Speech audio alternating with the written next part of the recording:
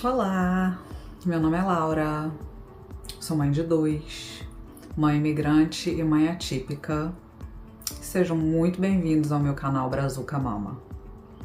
No vídeo de hoje eu vou contar um pouco da história do processo até chegarmos ao diagnóstico de autismo do meu filho mais velho e o que aconteceu a partir daí para o desenvolvimento dele.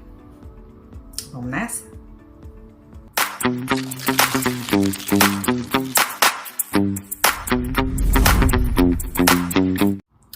Bom, o Lucas é o meu primogênito. Ele tem 5 anos e meio hoje e foi diagnosticado com autismo aos 2 anos de idade. Quais foram os primeiros sinais que fizeram a gente desconfiar de que tinha alguma coisa ali? Número 1, atraso de fala. Ele com 2 anos ainda não estava falando. E muita gente veio me falar, cada criança tem seu tempo, às vezes tem criança que demora mesmo. Mas não, tem certos passos no desenvolvimento de uma criança que você tem que ficar com bastante atenção, porque se eles não acontecerem até uma certa idade, realmente não é normal e você tem que procurar e investigar para ver o que está acontecendo. E o atraso de fala é uma delas. Número 2, movimentos repetitivos. Ele gostava muito de ficar girando roda de carrinho, girando catavento, girando coisas que dá pra girar, assim, durante muito tempo. Ele ficava ali girando. E prestando atenção naquela coisa girando, sabe? Depois começou com movimentos repetitivos com as mãos, né? Número 3, hiperfoco. Ele tem um hiperfoco muito grande em números, desde bem pequenininho. Então era uma coisa também que ele fica até hoje, né, de movimento repetitivo, contando, né, nos dedos, assim, dentro da cabecinha dele. Com certeza tá se passando alguma coisa, mas que resultou nele ser uma pessoa muito boa com números, ao contrário da mamãe aqui, que sempre foi ruim de matemática. Ele sempre teve essa coisa com números e aí depois começou a ter um hiperfoco em elevador por causa dos números que aparecem, né, na telinha do elevador, que vai subindo e descendo. Número 4, quando ele começou a aprender algumas palavras, a falar algumas coisas, ele repetia muito o que a gente falava. Eu perguntava: Lucas, você quer comer? Você quer comer? Lucas, você quer beber água? Beber água? Ele não iniciava conversas, não iniciava uma interação verbal com as pessoas, né?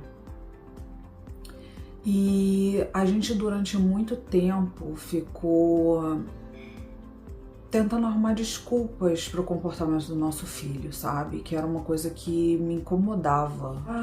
Ele não fala porque ele não conversa com as pessoas, porque ele é um bebê que nasceu no período da Covid. Ele nasceu em fevereiro de 2020, a Covid começou em março de 2020.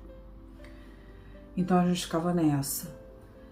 Ele é um bebê que nasceu durante o período da Covid, não teve interação com outras pessoas, então não teve essa troca, né, para poder construir vocabulário e presenciar essa interação mesmo entre as pessoas, né? Era só eu, ele e o pai dele.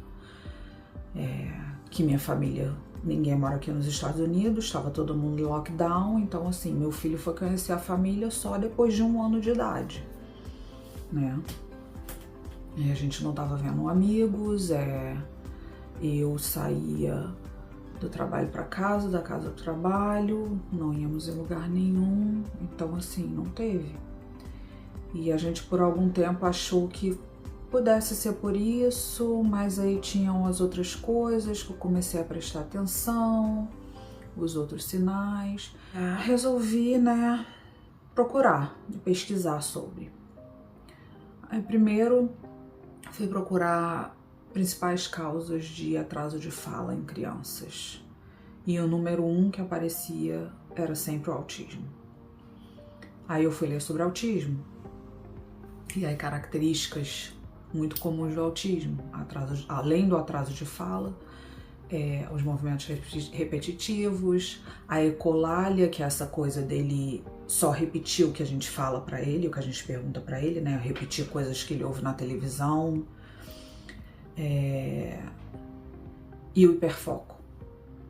Então, assim, tudo cabia na descrição, sabe? E eu pensei, bom, ele tem várias dessas características, não necessariamente todas. Uma delas que é uma bem comum que as pessoas usam até como um estereótipo é ele não mostrar emoções e não fazer contato visual. E essas duas coisas o Lucas sempre fez muito bem. Ele sorria quando a gente sorria, ele ficava bravo quando percebia que fez alguma coisa errada, chorava, percebia quando a gente estava triste, e sempre fez contato visual. Então, assim, muitas daquelas características ali cabiam, né, na descrição dos comportamentos dele. E aí a pediatra tem vários questionários de idades que você tem que preencher, né, de idades diferentes, e a cada idade eles têm que ter atingido um certo número de goals ali. O desenvolvimento comportamental e verbal, o Lucas estava bem atrasado. E aí a pediatra falou, olha, é bom vocês darem uma investigada para ver se ele não está dentro do espectro do autismo. E como eu já estava desconfiada, eu falei, não, já estava desconfiando disso, vamos procurar. E aí ela nos deu o nome de uma neuropediatra e fomos ver essa profissional. Ela fez vários testes com ele, avaliou, e aí ela falou, bom, eu tô vendo várias características aqui que colocam ele dentro do espectro, mas tem uma muito significante em que ele não tá se encaixando, que era justamente a coisa do contato visual. Que ele tava fazendo contato visual, tava, né, respondendo as coisas dela e brincando e tal, e sorrindo. Então, nos indicou para um outro pediatra que é especializado em diagnóstico de crianças com alguma neurodivergência. E aí fomos nele. E aí ele fez uma outra bateria de testes, né, mais rigorosas, né, mais profundas. E uma semana depois nos ligou com o diagnóstico. E aí ele perguntou como é que a gente estava se sentindo, em saber que o Lucas era autista. Aí eu falei pra ele que eu já sabia, que pra mim, na verdade, estava sendo um alívio, e foi mesmo, porque eu não me sentia mais obrigada ou necessitada de dar qualquer desculpa pelo comportamento do meu filho, sabe? Então, assim, ele se comporta assim porque ele é autista. Pronto. É característica dele, é parte do que ele é. E é isso. Então conversamos com ele nos deu várias dicas de coisas para estimular o desenvolvimento dele, atividades e outros lugares, outras terapias que a gente poderia tentar. Aí nos deu uma recomendação para terapia ocupacional, que levamos o Lucas lá um tempo. Fono, ele estava fazendo fono, faz fono até hoje em dia na escola. E começamos também com a terapia ABA, que ainda é uma terapia que em alguns grupos é um pouco controversa, mas nós fizemos e eu 100% recomendo para quem puder, porque eu sei que eu entendo que nós somos privilegiados em poder prover isso para o nosso filho, porque terapia ABA não é uma terapia barata. Porém, eu não sei como é no Brasil, aqui nos Estados Unidos, vários planos de saúde cobrem. Então, o nosso plano de saúde cobria e a gente pôde fazer a terapia. O Lucas fez por mais ou menos 1 ano e meio e tomou alta, porque ele o desenvolvimento dele o progresso dele foi muito rápido. E assim, eu entendo que muita gente ainda tem muito questionamento de que a terapia ABA tá querendo transformar uma criança em neurotípico. Gente, isso nunca vai acontecer. Uma pessoa autista vai ser autista o resto da vida. Ela não vai virar neurotípica porque ela tá fazendo terapia. E a terapia ABA não é para mascarar. Não é para eles fazerem um masking, né, que eles chamam, que é você se comportar fingindo que você não é autista. É simplesmente para desenvolver todo o potencial e tudo que a criança pode desenvolver, sabe? E se eu pude dar isso pro meu filho, por que não? Entendeu? Tanto que ele desenvolveu muitas coisas em muitas áreas. Por experiência própria, para quem tem acesso, eu recomendo, tá? Inclusive, eu vou deixar aqui nos comentários o link da empresa que eu usei, que é a Caio. Não tenho mais nenhuma conexão com eles e não tô recebendo nada para isso, mas é porque eu realmente gostei muito do serviço deles e eles estão em várias partes dos Estados Unidos, não só aqui na Califórnia.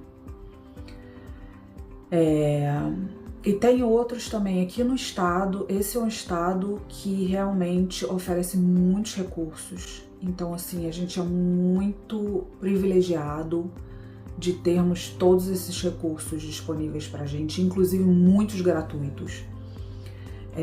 Na escola mesmo, no distrito escolar, você vai no distrito escolar com o diagnóstico do seu filho. Ele passa por uma avaliação com fono, psicóloga, a diretora da escola e uma terapeuta ocupacional. E aí elas vão decidir juntas qual é o plano, né, individualizado para aquela criança. E eu tô achando maravilhoso. O Lucas tem feito fono na escola, tem muita criança que faz também terapia ocupacional. Os coleguinhas dele da sala são todos com algum tipo de deficiência, porque ele ainda tá numa turma especial. E ele tá indo maravilhosamente bem na escola, super bem. Ele adora ir pra escola, adora os amigos, adora interagir, tá falando que nem um tagarela. Eu às vezes falo, meu Deus do céu, Lucas, para de falar um pouquinho que a mamãe quer dormir. Mas enfim, deixa ele falar. Então, assim, o que eu posso dizer com esse vídeo? Eu sei que é muito difícil receber o diagnóstico. Algumas pessoas não aceitam muito bem, o que não foi o nosso caso. A gente já desconfiava, a gente aceitou, a gente sabia só queria saber o que precisava fazer. Mas a gente sabe que é muito difícil para muitas pessoas. A gente sabe que é muito difícil você se dar conta de que o seu filho não é igual às outras crianças. e de que tem alguma coisa. Mas muita gente entra em negação e não quer procurar ajuda para os seus filhos. Às vezes recebe da escola alguma notificação, olha, dá uma olhada nisso, o seu filho não está se desenvolvendo como as outras crianças. E essas pessoas trabalham com criança todos os dias por anos e anos, então elas sabem.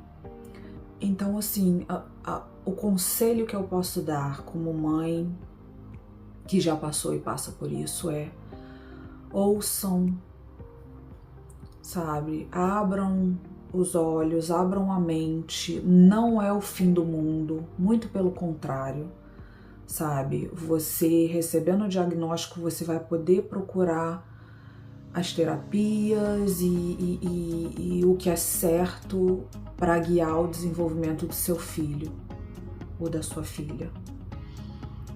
E não entrar em negação e aceitar e abraçar o seu filho e prover para ele o que você puder prover é o melhor que você pode fazer, sabe? Faz muita diferença no desenvolvimento da criança. E quanto mais cedo você começar, melhor, tá?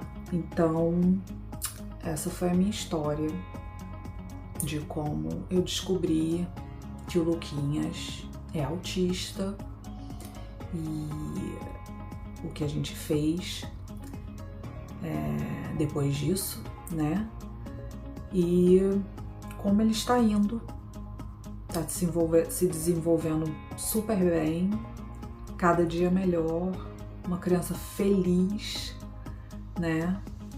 E não tem nada mais gratificante pra gente que é mãe e pai, que ver nossos filhos felizes e se relacionando e aproveitando o melhor da vida, tá bom? Então eu vou ficar por aqui e até o próximo vídeo. Um beijo!